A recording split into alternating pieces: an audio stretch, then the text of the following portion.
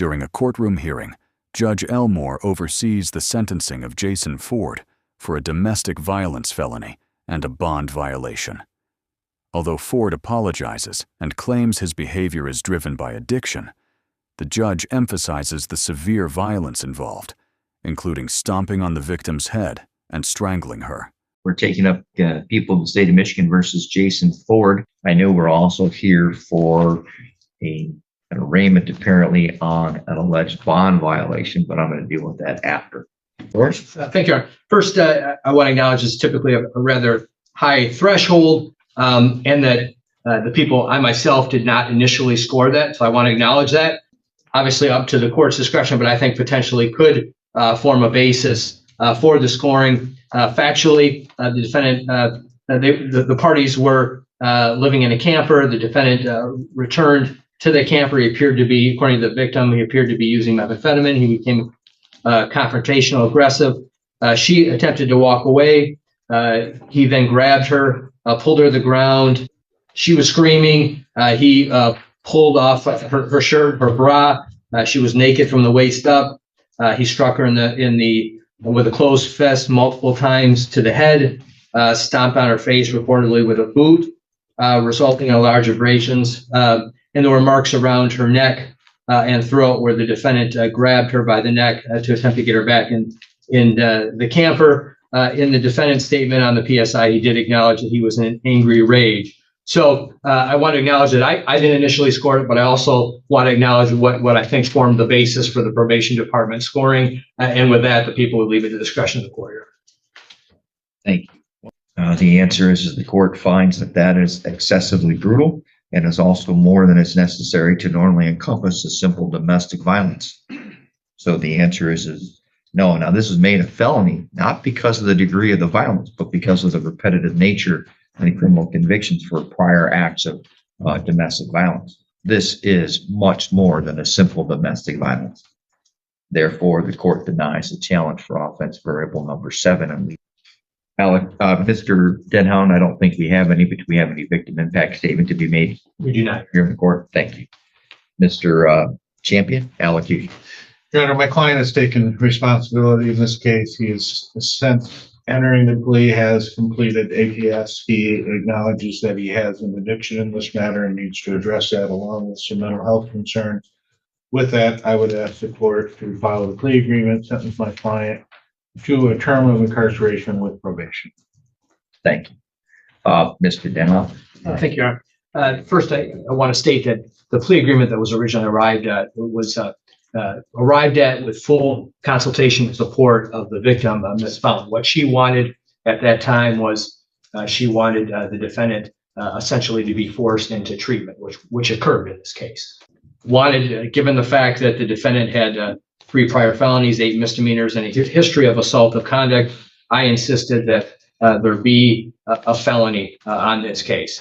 Ultimately, based on the scoring and based upon alleged new incident, I guess I fully expect at this point that the court is not going to follow the agreement. The people acknowledge that. But I wanted to explain the thought process that went into it, the input that our office had from the victim. And with that, we'll leave the ultimate sentence to the discretion of the court. It's at this time, well, planned it this way. We're now going to turn to the bond violation allegations. Mr. Ford, this court issued a bench warrant for your arrest on November 24th of this year. The reason why it did so is that the court received information alleging that you had tested positive for the consumption of alcohol and that you had violated the no contact order by having contact with the victim, both of which allegedly occurred on November 20th. You have the right to challenge these 2 allegations at a hearing, and I can allow you due process. Nope, talk to your attorney first. Just talk to you. Okay. Yes, sir. Your Honor, I take full responsibility. Mr. Ford, it's now the opportunity that you have to make a statement to the court before I issue a sentence. Yes, sir. May I stand or sit? Whatever you feel comfortable with. I know you said you weren't feeling well earlier. Your Honor, I want to say thank you guys for the chance for me to go to rehab. I know that I did violate with the drinking, and I apologize for that, but I take full responsibility. And I can't take back what I did. I can't take back this crime. I can't fix it.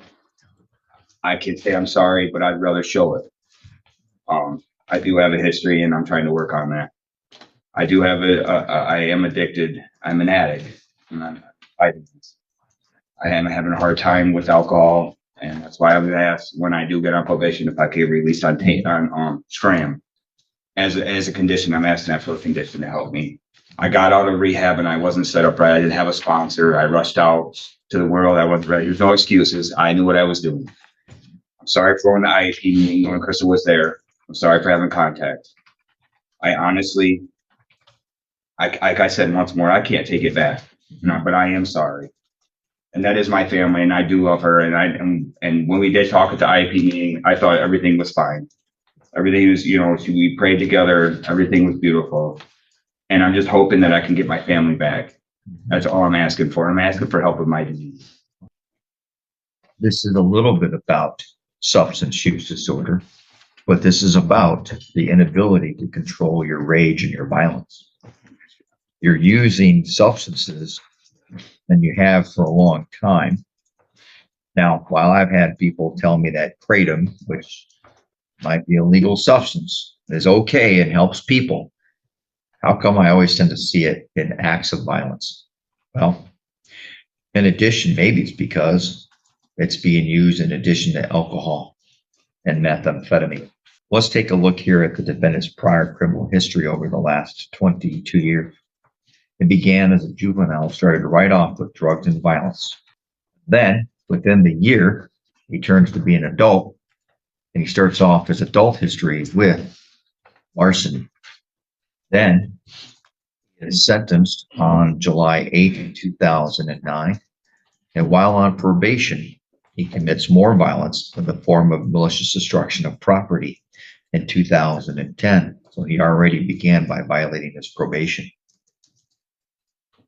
By August 9th of 2011, again, violating his probation, he is charged with weapons offense. That's concerning. And he's on probation. Again, he made it 9 months. And look at the set of charges there. And he gets to cut down to a home invasion and then firearms receiving and concealing. I'm going to suggest that those are crimes of violence. Breaking into a house with intent to commit a felony inside, also have firearms. He gets sent to prison. He gets parole 2014. He had just been out on parole, just barely. Commits another offense. It's not a big one, driving with a vehicle with no registration. But still, when no one's looking, he thinks he can do what he wants. And by the way, after that, still on parole, 2 months later, he's back to acts of domestic violence. While there's no plea or conviction of domestic violence, we do see interference with electronic communication devices, which we know has to do with domestic violence. And what don't you see on that charged arrest? You don't see anything dealing with drugs or alcohol. Now, maybe alcohol was involved, I don't know. But still, repetitive acts, violating probation, violating parole, repetitive acts involving violence. And then here he does have the biggest gap from 2018 to 2022 until he has some minor offenses having to do with operating vehicles when it's unlawful to do so. But that tells me when he thinks no one's watching, he'll do what he wants. He does make it another 3 years before he picks up this series of charges. One over in district court over in Wexford County. And this one, the offense date is on June 23rd. Well, he barely makes it a couple weeks before he picks up one that happens here on July 10th. Got 2 domestic violence cases going on exactly the same time. And in this case, he was a fourth habitual offender enhancement. So he received a significant benefit because this case went from a potential of up to life down to up to 5 years. So this may have something to do with alcohol. And yeah, fixing it and feeling bad for somebody struggling with a substance use disorder, sure. But when that results in blood, bruising, violence, in front of children, upon significant others? The answer is no. And I look at his work history, and it's relatively limited. 34-year-old man, a list of prior convictions, probation violations, parole violations, multiple acts of violence. I'm so surprised he doesn't have much work history. So I don't feel for the defendant as he might. I appreciate he might be dealing with this, but now the problem is now he's involving hurting other people, and that's his problem. Is that he might have an addiction to alcohol, but he has an addiction to beating people up, especially loved ones, domestic violence. So there's absolutely no doubt. I do not think this is a good deal. So I may have taken the plea, and when I do, I take those pleas. Of course, I don't know what the PSI is going to look like, but now I do. So here's a sentence of the court, and in about 2 minutes, you're going to be able to ask if the court will withdraw your plea, because I'm definitely going to break the deal. The court sentenced the defendant to a $68 state minimum fee, $130 crime victims' right fund fee, $300 court cost, a $1,000 fine, $300 attorney fee. There definitely is no probation, and the court sentenced the defendant to a prison term of 30 to 60 months with 77 days of credit. Your acts of violence, your repeated acts of violence, even while you're pending, while you've got 2 cases going on at one time, and in this one, you're stomping on the woman's head. And the fact that you went and had contact with her tells me this is all about your arrogance and control and manipulation. That's what domestic violence is all about. Doesn't surprise me. You got drunk and violated rules, drank alcohol, and went to go visit her. It's all a part of your control. And the fact that she supports this deal has zero impact on me. I expect her to. When I was a prosecutor, every single domestic violence case, the woman showed up at my office and would tell me how bad and evil I was, that I was prosecuting her loved one. And I would smile, when I smile, but I would tell her, I appreciate your conduct and attitude, but I'm here to defend you when you can't defend yourself.